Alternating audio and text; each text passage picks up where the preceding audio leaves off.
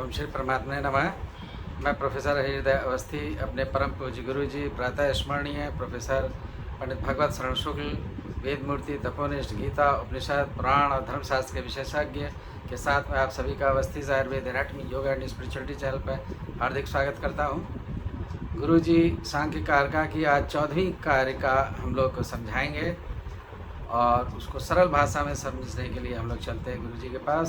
नमोस्पनन्ताय सहस्रमूर्तये सहस्रपादाक्षिशिरोरुबाहवे सहस्रनाम्ने पुरुषाय शाश्वते सहस्रकोटियुगधारिणे नमः। कृष्णाय वासुदेवाय हरये परमात्मने प्रणतः क्लेशनाशाय गोविंदाय नमो नमः। इस चैनल से संबद्ध सभी विद्वद्गण, सभी जिज्ञासु छात्रवृंद एवं सहृदय सज्जनवृंद, इस चैनल के संस्थापक तथा प्रबंधक आचार्य हरिहृदय अवस्थी जी, आप सभी का इस सांख्य शास्त्र विचार परंपरा में स्वागत है। हम लोगों ने अभी 13वीं कारिका में जो है वो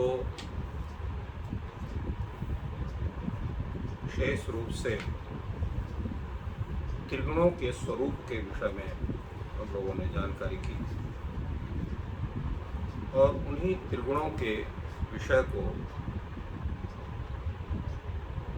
और आगे विचार किया जा रहा है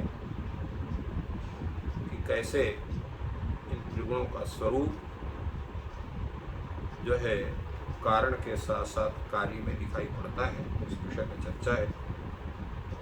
और उसी का अवतरण यहाँ आचार्य वाचस्पति मिश्र उपस्थापित कर रहे हैं। स्यादेतद् अनुभूयमानेषु पृथिव्यादिषु अनभव सिद्धा भवन्तु अविवेकित्वादयः ते ये पुनः सत्वादयः न अनुभव पथम अधिरोहन्ति तेषां कुतस्त्यम अविवेकित्वं विषयत्वं अचेतनत्वं प्रसवधर्मित्वं च इत्यतः अविवेक्यादि। तात्पर्य यह है कि जो पृथ्वी जल तेज वायु आकाश आदि ये स्थूल पदार्थ हैं जिनको हम प्रत्यक्ष पाते हैं, इसमें पृथ्वी जल तेज और आकाश का हम चाक्षुष प्रत्यक्ष करते हैं और वायु का स्पर्शन प्रत्यक्ष करते हैं, विषय इसका इस जो है ज्ञान करते हैं, प्रत्यक्ष करते हैं। तो इन पदार्थों में क्या है, अनुभव गम्य अविवेकित्व इत्यादि जो धर्मों की सत्ता है, उस सत्ता को स्वीकार भी किया जाता है, परंतु वो जो सत्ता है उनमें वे जो सत्वादि हैं वो अनुभव में नहीं देखे जाते हैं। वो उनमें जो प्रत्यक्ष हो रहा है पृथ्वी आदि में, उनमें जो सत्वाद्यात्मक जो अव्यक्त प्रधान तथा व्यक्त बुद्धियादि पदार्थों या विकित्व है, विषयत्व है, समानत्व है, समान प्रसव धर्मित्व है, उसको दिखाई पड़ना चाहिए कि इसमें कहाँ पर जो है अविवेकित्व इन पदार्थों में बैठा हुआ, कहाँ विषयत्व बैठा हुआ है, कहाँ सामान्यत्व बैठा हुआ, कहाँ अचेतनत्व बैठा हुआ है, कहाँ परिणामित्व बैठा हुआ है। तो इन धर्मों की सत्ता जब कहीं अनुभव में नहीं दिखाई पड़ती है तो इनको हम कैसे मान लें कि ये धर्म वहाँ पर रहते हैं। इन्हीं सब विषयों का समाधान करने के लिए ये परिभाषा यहाँ पर आचार्य पर जो है ईश्वर कृष्ण उपस्थापित करते हैं। अविवेक्यादेः सिद्धिः त्रैगुण्यात् विपर्ययाभावात् कारण गुणात्मकत्वात् कार्यस्य अव्यक्तमपि सिद्धम्। अविवेकित्व अर्थात अविवेकित्व, विषयत्व, सामान्यत्व, अचेतनत्व, परिणामित्व, ये जो धर्म है इनको अविवेक्यादि धर्म कहते हैं। तो अविवेकित्व आदि ये जितने धर्म हैं, ये धर्म, इन धर्मों की जो सत्ता जो सिद्ध होती है, ये कैसे होती है? तो उस पर बताया त्रैगुण्यात्, क्योंकि ये त्रिगुणात्मिका सृष्टि है, तो ये त्रिगुणात्मक है। त्रिगुणात्मक होने के कारण इसमें अविवेकित्व आदि धर्म की सिद्धि होती है। और तद विपर्यया भावात्, क्योंकि अभाव में, इसके अभाव में जो अव्यक्त आदि पदार्थ है, उनमें तीनों गुणों का अभाव हो जाएगा अगर ऐसा नहीं होते। और कारण गुणात्मकत्वात्, कारण गुणात्मकत्वात् का तात्पर्य है कि कार्य के जो है कारण गुणों से ही युक्त होते हैं, अर्थात त्रिगुणात्मक ही कारण है। इसी कारण से कार्य भी त्रिगुणात्मक स्वरूप को प्राप्त होता है। इसलिए अविवेकित्व, विषयत्व, सामान्यत्व, अचेतनत्व, परिणामित्व आदि जो धर्म है, इन धर्मों का आश्रयभूत कौन है? तो आश्रयभूत पहले अव्यक्त अर्थात प्रकृति है। तो प्रकृति के तथाभूत होने के कारण ही उसके कारण जो महदादि हैं, उनमें भी अविवेकित्व, विषयत्व, सामान्यत्व, अचेतनत्व, परिणामित्व आदि धर्म ये सिद्ध होते हैं, इनकी सत्ता सिद्ध होती है। तो इस तरह से इस कारिका का ये अर्थ होता है। आगे आचार्य वाचस्पति मिश्र इस कारिका के एक एक स्वरूप की चर्चा करते हैं। यहाँ लिखा अविवेकित्वादे। तो अविवेकित्वादि में अविवेकित्व का अर्थ क्या है? तो साधारण है कि जहाँ पर त्व प्रत्यय होता है, वहाँ पर उसके भाव को अर्थात धर्म विशेष को बताता है। प्रकृतिजन्य बोधे प्रकारी भूतो भावा। प्रकृतिजन्य बोध में जो प्रकार है, विशेषण है, तो उस विशेषण का जो भाव है, उस विशेषण का जो बोध है, वही जो है भाव शब्द से कहा जाता है। तो विशेषणत्व विवक्षित जो होता है, उसी को भावत्व विवक्षित होता है, धर्म होता है, जाति होता है, संबंध होता है। इसलिए यहाँ पर अविवेकित्व, ये जाति का बोध होना चाहिए यहाँ पर, या धर्म का बोध होना चाहिए। तो फिर यहाँ अविवेकित्व का धर्म से बोध करेंगे तो यहाँ पर अन्य कैसे हो? तो कहा अविवेकित्व अविवेकी। यहाँ जो त्व प्रत्यय हुआ है वो यहाँ भाव अर्थ में नहीं है, अपने स्वार्थ में। अविवेकित्व का अर्थ है अविवेकी, यही अर्थ उसका है। कहीं इस तरह से अर्थ कैसे बनेगा, इसमें कोई प्रमाण है? तो कहा है, व्याकरण शास्त्र ही मुख्य प्रमाण है जो प्रत्यय विधान करता है, प्रत्यय का विषय बतलाता है। क्या विचार है वहाँ? कहा द्वेक और द्विवचनैक वचने, इसकी जो वृत्ति है द्वित्वेकत्वे रेतु अस्ता, ये वृत्ति होती है। तो वहाँ पर द्वयो द्वेकयो, यहाँ पर सूत्र में द्वि और एक, इनका कथन, और वहाँ द्वित्व और एकत्व का कथन। तो यहाँ पर जो सूत्र में द्वि और एक शब्द है, वो वहाँ पर द्वित्व और एकत्व अर्थ में कैसे बन गया हो? तो तात्पर्य है कि यहाँ पर जो द्वित्व है, एकत्व जो वृत्ति में लिखा गया है, वो द्वित्व एकत्व होकर के द्वि और एक कार्य कि यहाँ पर दो की विवक्षा है, वहाँ पर द्विवचन, जहाँ एक की विवक्षा एक वचन, उसी को बताने के यहाँ द्वित्व विवक्षायाम द्विवचनम, बहुत्व विवक्षा एकत्व विवक्षायाम एक वचनम, ऐसा वहाँ पर विचार होता है। उसी तरह से यहाँ अविवेकित्वादि जो धर्म का जो कथन है, तो अविवेकित्व का मतलब अविवेक, विषयत्व का मतलब विषय, अचेतनत्व का मतलब अचेतन, प्रसव धर्मित्व का मतलब प्रसव धर्म। तो ये जो ये संपूर्ण धर्म या बतलाए गए हैं पूर्व कारिका में, इन धर्मों का जो स्वरूप है वो पहले कहाँ रहेगा? तो वो पहले प्रकृति में रहेगा, और प्रकृति के बाद फिर वही धर्म जो है वो जाएंगे उन वो जो महादादि जो प्रकृति से उत्पन्न होंगे, वो धर्म वहाँ पर भी जाएंगे।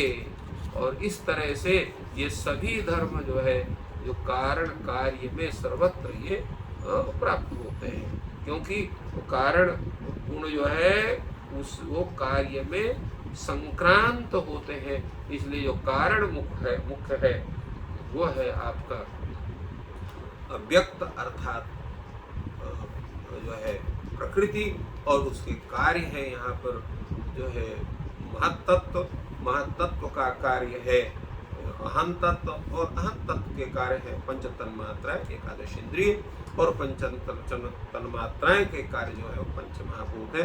इसलिए सभी धर्म वो जो है पंच महाभूत तक संक्रांत होते चले जाएंगे, क्योंकि कारण गुण जो है वो कार्य में प्राप्त होते हैं। कारण गुणात्मकत्वात् कार्यस्य, इसलिए लिखा हुआ है। आगे इस पर विचार होता है, कुतः पुनः अविवेकित्वादेहि सिद्धि ही। ये अविवेकित्व आदि को जो सिद्धि है, क्योंकि अविवेकित्व विषयत्व सामान्यम अचेतनत्व प्रसव धर्मित्व, ये धर्म जो है और उसमें एक त्रिगुणत्व भी है। तो ये सभी धर्म जो है वो प्रधान के और जो है अप्रधान के, अर्थात जो है विद्यादि के बतलाए गए 11वीं कारिका में, जिसको आप लोगों ने सुना है, समझा है, वही धर्म। तो ये धर्म जो है ये कैसे बनते हैं?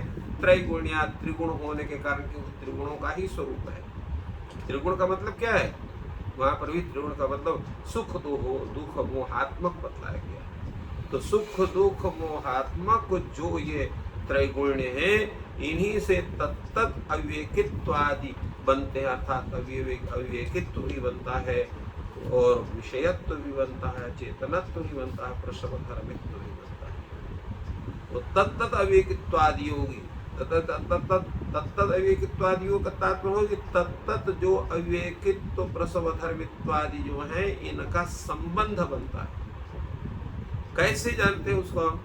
यथा इदम अनुभूय मानम व्यक्तम, क्योंकि तद रूप में वो अनुभूत होता है, तो उसे अनुभूय मानव करके व्यक्त जो है वो तद रूप में हम व्यक्त का तात्पर्य यहाँ पर महदादि को हम जानते हैं। तेन स्फुटत्वात् अन्वयः नोक्तः, इसलिए यहाँ पर चूंकि ये जो विषय है वो स्पष्ट है वाक्य से ही, इसलिए उसको अलग से उसका अन्वय और व्याप्ति यहाँ ने बतलाया कि यहाँ अन्वय का तात्पर्य क्या होता है। अन्वय का तात्पर्य कारण सत्वे कार्य सत्ता, अन्वयः कारणाभावे कार्याभावः व्यतिरेकः। तो अन्वय सत्ता मतलब कारण के रहने से कार्य का होना। इसलिए चूंकि स्पष्ट विषय है, इसलिए यहाँ पर इसका अलग से अन्वय नहीं कहा गया। अन्वय का तात्पर्य जो है कारण सत्व कार्य सत्ता, अर्थात कारण गुणा कार्य संक्रामंते, इस विषय का पृथक रूप से विवेचन नहीं किया। अब इसका जो है अन्वय के बाद बतलाते हैं उसका व्यतिरेक मतलब अभाव, अर्थात कारणाभावे कार्याभाव। तो कारणाभावे कार्याभाव का यहाँ पर स्वरूप बतलाया इन्होंने। अब जो है तद विपर्यया भाव, तद विपर्यया भाव, तद विपर्य के अभाव, तद विपर्यया भाव अर्थात अविवेक्यादि जहाँ पर नहीं रहते, तत् माने प्रकृति। तो प्रकृति से या प्रकृति के जो प्रसव हैं अर्थात जो बुद्धियादि हैं, उनमें जो अविवेक इत्यादि जो धर्म है जिनके विषय में बतलाया गया, विवेकित्व विषयत्व सामान्यत्व अचेतनत्व परिणामित्व, ये धर्म जो है वो प्रकृति में है, महदादि में है, इनमें सब में है। किंतु इन अविवेकित्वादि धर्मों का विपर्य कहाँ देखा जाता है? पुरुष में देखा जाता है। तो पुरुष क्या है? वो अविवेकित्व नहीं, वो विवेकी है, और वो अविषय है, वो असामान्य है, चेतन है, अपरिणामी है, अर्थात उससे भिन्न धर्म उसमें रहते हैं। इसलिए पुरुष में क्यों ऐसे ये अविवेक्यता धर्म नहीं है? क्योंकि पुरुष में त्रिगुणत्व नहीं है, पुरुष में त्रिगुणत्व का अभाव है। वो त्रिगुण नहीं, त्रैगुण्य अभाव, ये तीनों सुख दुख मोहात्मक जो तीनों गुण हैं वो पुरुष में नहीं। इसकी दूसरी तरह से व्याख्या करते हैं, अथवा व्यक्त्या व्यक्ते पक्षे कृत्य अन्वयाभावेन अवीत एव हेतु त्रैगुण्याति वक्तव्य।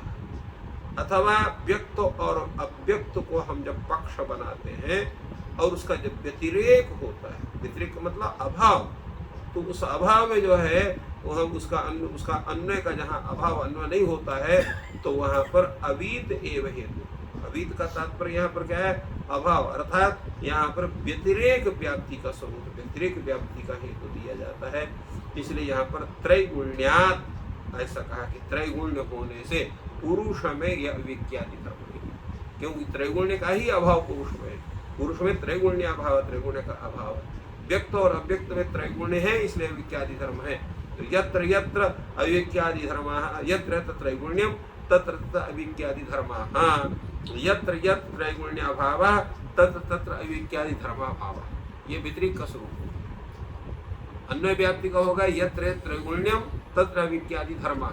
जहाँ जहाँ पर त्रैगुण होता है वहाँ पर अविक्यादि धर्म होते हैं। और व्यतिरिक्त का अर्थ हो गया यत्र यत्र त्रैगुण्याभावः तत्र तत्र अविक्यादि धर्माभावः। तो पुरुष में चूंकि त्रैगुण्य का अभाव है, इसलिए वहाँ पर अविक्यादि धर्म का अभाव है। और चूंकि जो है प्रकृति में महदादि में इसमें त्रैगुण्य है, त्रैगुण्य होने के कारण इसमें अविक्यादि धर्म भी है। ये इस बात को सिद्ध होता है। इसलिए कहा था व्यक्ताव्यक्ते पक्षीकृत अन्वयाभावेन अवीत एव हेतु, व्यतिरेक हेतु यहाँ पर होगा, क्योंकि त्रैगुण्याति वक्तव्य है। तो त्रैगुण्य का जो स्वरूप है वो होगा आपका जो है व्यक्त और अव्यक्त के विषय, त्रैगुण्य भाव रूप जो हेतु का स्वरूप होगा वो होगा आपके पुरुष के विषय में। तो इस तरह से इसके विषय में चर्चा हुई। आगे इस पर विचार करते हुए कहते हैं स्यादे, ठीक है, यह हो सकता है, किंतु अव्यक्त सिद्धौ सत्याम तस्य विवेकत्वाद धर्माः सिद्ध्यन्ति अव्यक्तमेव तु अद्यापि न सिद्ध्यति तत्कथम विवेकित्वादि सिद्धि इत्यतः कारण गुणात्मकत्वात्। भाई ऐसा है, ये आप ठीक कह रहे हो कि अब अव्यक्त की सिद्धि होने पर उनके अविवेकित्वादि जो धर्म है उनकी भी सिद्धि स्वयं होगी। तो अविवेकित्व की अविवेकित्व, विषयत्व, सामान्यत्व, चेतनत्व, परिणामित्व, ये जो धर्म है ये कब सिद्ध होंगे? जब अव्यक्त की सिद्धि होगी। अव्यक्त माने प्रकृति। तो प्रकृति का ज्ञान जब आपको हो जाएगा तो वो सिद्ध होगा, अर्थात उसका ज्ञान आप हो गया। तो उसमें रहने वाले जो अविवेकित्व, विषयत्व, अचेतनत्व, परिणामत्व, परिणामित्व, प्रसव धर्मित्व आदि जो धर्म हैं उनका ज्ञान आपको शुद्ध हो जाएगा। किंतु अभी स्थिति ये है कि अभी प्रकृति का क्या स्वरूप है यही नहीं सिद्ध है। अव्यक्त में वो तू अद्यापि न सिद्ध्यति, जब अव्यक्त ही इस समय अभी तक सिद्ध नहीं हुआ है तो तत्कथम अविवेकित्वादि सिद्धि ही, तो उसमें रहने वाले जो विवेकित्व धर्म है अर्थात विवेकित्व है, विषयत्व है, सामान्यत्व है, चेतनत्व है, परिणामित्व है, प्रसव धर्मित्व है इत्यादि ये धर्म कहाँ से सिद्ध होंगे? तब उसका कहा कि नहीं ये सिद्ध है। कैसे? कारण गुणात्मकत्वात्, क्योंकि जो कार्य होता है वो कारण गुणात्मक होता है। कारण में रहने वाले जो गुण हैं वो भी कार्य में देखे जाते हैं। तो कारण गुण जो है जब कार्य में रहेंगे तो कार्य को देख करके कारण में उन गुणों का हम ज्ञान कर सकते हैं। तो बुद्धियादि में जो सुख दुखात्मक, सुख दुख मोहात्मक स्वरूप त्रिगुण का प्राप्त हमें हो रहा है, तो इससे जानते हैं कि उसका जो कारण प्रकृति है उस प्रकृति में भी सुख दुख मोहात्मक ये त्रिगुण विद्यमान है। और उसके कारण जो है अविवेकित्व, विषयत्व, सामान्यत्व, अचेतनत्व, प्रसव धर्मित्व, परिणामित्व आदि ये भी धर्म उसमें विद्यमान है। इसका ज्ञान हमको हो सकता है इस तरह से। तो ये जब इस बात को कहते हैं तो कहते हैं कि भाई तो ये बात सिद्ध होगी। इसको और स्पष्ट करते हुए कह रहे हैं आचार्य वाचस्पति मिश्र, अयम अभिसंधि कार्यम ही कारण गुणात्मकम दृष्टम, और उसको स्पष्ट करके कहते हैं यह यहाँ पर अव्यक्त की सिद्धि का जो स्वरूप है यह है कि कार्य जितने हैं वो कारण गुणात्मक होते हैं, अर्थात कारण में विद्यमान गुणों का गुण जो है वो कार्य में अतिक्रांत होते हैं, वहाँ पहुँचते हैं। कैसे? यथा तंत्वादि गुणात्मकम पटादि, जैसे तंतु जो है वो वस्त्र के निर्माण में कारण है। तो वस्त्र में रहने वाला जो धर्म है वो धर्म कहाँ से आया है? वो तंतुओं में विद्यमान धर्म उसी से वस्त्र में भी आया है। तो तंतु आदि जो गुणात्मक है वही तंतु आदि गुण को ही स्वरूप को पट धारण करते हैं। उसी प्रकार तथा महदादि लक्षणेनापि कार्येण सुख दोहात्मक रूपेण स्वकारण सुख दोहात्मकम प्रधानम अक्तम सिद्धम भवति। तो जिस तरह से कार्य जो महदादि के कार्य महदादि हैं उनमें व्याप्त रहने वाला जो सुख दुख मोहात्म रूप का है जो ये धर्म है, तो उसका जो कारण अव्यक्त है वो भी सुख दुख मोहात्मक है, ये बात सिद्ध हो जाती है। जैसे यहाँ पर कोई वस्त्र है तो वस्त्र अगर वो श्वेत रंग का है तो ये जाना जाता है, या उसमें धागा जो लगा हुआ है वो जो है कपास का धागा है तो ये जान लेते हैं कि ये धागा कपास, तो वस्त्र भी कपास का ही होगा। अगर उसमें रेशमी धागा लगा हुआ है तो वो वस्त्र भी रेशमी होगा। तो वस्त्र को देख करके ये पता लगाया जा सकता है कि इसमें जो धागा लगा है वो कपास का धागा है कि रेशम का धागा है, ये वस्त्र के द्वारा अपने ज्ञान हो जाता है। तो क्योंकि कारण गुण ही जो है वो कार्य में प्राप्त होते हैं, तो कार्य में हम उन गुणों को देख करके कारण में गुण विद्यमान है इसका ज्ञान हम स्पष्ट रूप से कर सकते हैं। क्योंकि महदादि जो कार्य है उनमें सुख दुख मोहात्मक स्वरूप देखा जा रहा है, तो उन महदादि का जो कारण है, कौन है कारण? प्रधान अव्यक्त अर्थात प्रकृति, तो वो भी सुख दुख मोहात्मक है, ये स्वतः सिद्ध हो जाता है। तो इस प्रकार यहाँ पर पूरी बात को इन्होंने स्पष्ट किया कि किस तरह से कारण में जो है कार्य में कारण के गुण विद्यमान होते हैं, और इस तरह से इस कारिका का पूरा विवेचन आचार्य वाचस्पति मिश्र ने अत्यंत सरल और तार्किक ढंग से किया। तो इस प्रकार गुरुजी ने बहुत ही गूढ़ कारिका का बहुत ही सरल शब्दों में व्याख्यान किया कि कार्य में कारण के गुण होते हैं, तो अव्यक्त में जो त्रिगुण हैं उनका संबंध महदादि में व्यक्त किया, और अभाव में वो पुरुष है। तो बहुत ही गूढ़ व्याख्या थी जिसको बहुत सरल शब्दों में गुरुजी ने व्यक्त किया। आपका दिन शुभ हो, ईश्वर आपकी सहायता करें। धन्यवाद।